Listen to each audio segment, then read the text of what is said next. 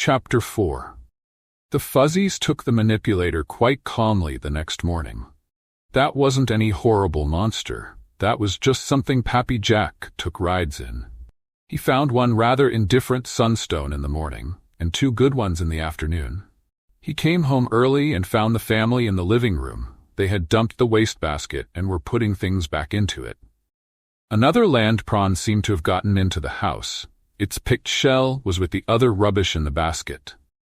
They had dinner early, and he loaded the lot of them into the air jeep and took them for a long ride to the south and west. The following day, he located the flint vein on the other side of the gorge and spent most of the morning blasting away the sandstone above it. The next time he went into Mallorysport, he decided he was going to shop around for a good power shovel. He had to blast a channel to keep the little stream from damming up on him. He didn't get any flint cracked at all that day. There was another harpy circling around the camp when he got back. He chased it with the manipulator and shot it down with his pistol. Harpies probably found fuzzies as tasty as fuzzies found land prawns. The family were all sitting under the gun rack when he entered the living room. The next day he cracked flint and found 3 more stones. It really looked as though he had found the dying place of the jellyfish at that. He knocked off early that afternoon, and when he came in sight of the camp, he saw an air jeep grounded on the lawn and a small man with a red beard in a faded khaki bush jacket sitting on the bench by the kitchen door, surrounded by fuzzies. There was a camera and some other equipment laid up where the fuzzies couldn't get at it. Baby Fuzzy, of course, was sitting on his head. He looked up and waved, and then handed Baby to his mother and rose to his feet. "Well, what do you think of them, Ben?" Jack called down as he grounded the manipulator. "My God, don't start me on that now," Ben Rainsford replied, and then laughed. "I stopped at the constabulary post on the way home. I thought George Lunt had turned into the biggest liar in the known galaxy. Then I went home and found your call on the recorder, so I came over here." "Been waiting long?" The fuzzies had all abandoned Rainsford and come trooping over as soon as the manipulator was off contragravity.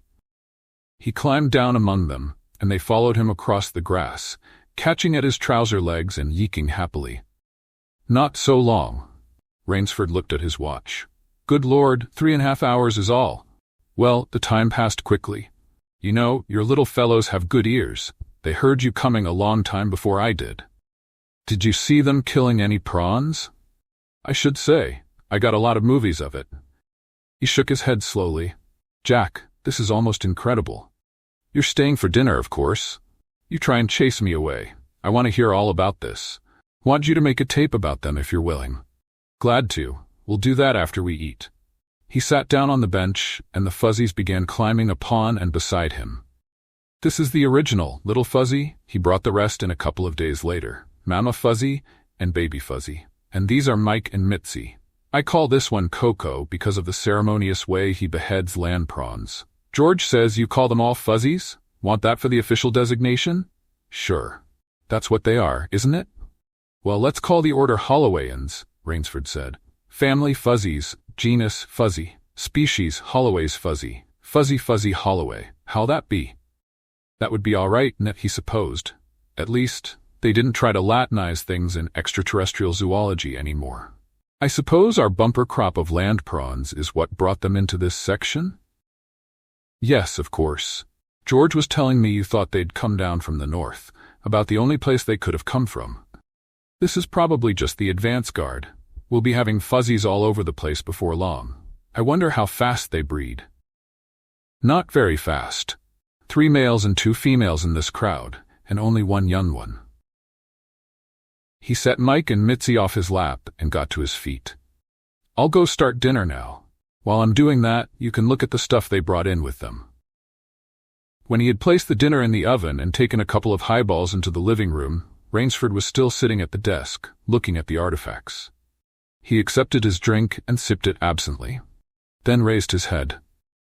"Jack? This stuff is absolutely amazing," he said. "It's better than that. It's unique. Only collection of native weapons and implements on Zarathustra." Ben Rainsford looked up sharply. "You mean what I think you mean?" he asked. "Yes, you do. He drank some of his highball, set down the glass, and picked up the polished horn prawn killer. Anybody who does this kind of work is good enough native for me. He hesitated briefly. Why, Jack, this tape you said you'd make. Can I transmit a copy to Juan Jimenez? He's chief mammologist with the company science division. We exchange information, and there's another company man I'd like to have hear it. Gerd van Riebeek. He's a general xenonaturalist, like me, but he's especially interested in animal evolution. Why not? The fuzzies are a scientific discovery. Discoveries ought to be reported. Little Fuzzy, Mike and Mitzi strolled in from the kitchen. Little Fuzzy jumped up on the armchair and switched on the view screen. Fiddling with the selector, he got the big Blackwater woods burning. Mike and Mitzi shrieked delightedly, like a couple of kids watching a horror show. They knew, by now, that nothing in the screen could get out and hurt them. Would you mind if they came out here and saw the fuzzies? Why, the fuzzies would love that. They like company. Mama and Baby and Coco came in, seemed to approve what was on the screen, and sat down to watch it. When the bell on the stove rang, they all got up, and Coco jumped onto the chair and snapped the screen off. Ben Rainsford looked at him for a moment. You know, I have married friends with children who have a hell of a time teaching 8-year-olds to turn off screens when they're through watching them, he commented. It took an hour, after dinner, to get the whole story from the first little yeek in the shower stall on tape. When he had finished, Ben Rainsford made a few remarks and shut off the recorder, then looked at his watch. 2000. It'll be 1700 in Mallorysport, he said. I could catch Jimenez at Science Center if I called now. He usually works a little late. Go ahead. Want to show him some fuzzies? He moved his pistol and some other impedimenta off the table and set Little Fuzzy and Mama Fuzzy and Baby upon it, then drew up a chair beside it, in range of the communication screen, and sat down with Mike and Mitzi and Coco. Rainsford punched out a wavelength combination. Then he picked up Baby Fuzzy and set him on his head. In a moment, the screen flickered and cleared, and a young man looked out of it, with the momentary upward glance of one who wants to make sure his public face is on straight. It was a bland, tranquilized, life-adjusted, group-integrated sort of face. The face turned out in thousands of copies every year by the educational production lines on Terra. Why, Bennett, this is a pleasant surprise, he began. I never expect. Then he choked. At least he emitted a sound of surprise. What in the name of Daibutsu are those things on the table in front of you? He demanded. I never saw anything. And what is that on your head? Family group of fuzzies, Rainsford said. Mature male, mature female, immature male. He lifted Baby Fuzzy down and put him in Mama's arms. Species Fuzzy Holloway Zarathustra. The gentleman on my left is Jack Holloway, the Sunstone operator, who is the original discoverer. Jack, Juan Jimenez. They shook their own hands at one another in the ancient Terran Chinese gesture that was used on communication screens and assured each other, Jimenez rather absently, that it was a pleasure. He couldn't take his eyes off the fuzzies. Where did they come from? He wanted to know. Are you sure they're indigenous? They're not quite up to spaceships yet, Dr. Jimenez. Fairly early Paleolithic, I'd say. Jimenez thought he was joking and laughed. The sort of a laugh that could be turned on and off, like a light. Rainsford assured him that the fuzzies were really indigenous. We have everything that's known about them on tape, he said. About an hour of it. Can you take 60 speed? He was making adjustments on the recorder as he spoke. All right, set and we'll transmit to you. And can you get hold of Gerd van Riebeek? I'd like him to hear it too. It's as much up his alley as anybody's. When Jimenez was ready, Rainsford pressed the playoff button, and for a minute the recorder gave a high, wavering squeak. The fuzzies all looked startled. Then it ended. I think, when you hear this, that you and Gerd will both want to come out and see these little people. If you can, bring somebody who's a qualified psychologist, somebody capable of evaluating the fuzzies' mentation. Jack wasn't kidding about early Paleolithic. If they're not sapient, they only miss it by about 1 atomic diameter. Jimenez looked almost as startled as the fuzzies had. You surely don't mean that? He looked from Rainsford to Jack Holloway and back. Well, I'll call you back when we've both heard the tape. You're 3 time zones west of us, aren't you? Then we'll try to make it before your midnight. That'll be 2,100. He called back half an hour short of that. This time, it was from the living room of an apartment instead of an office.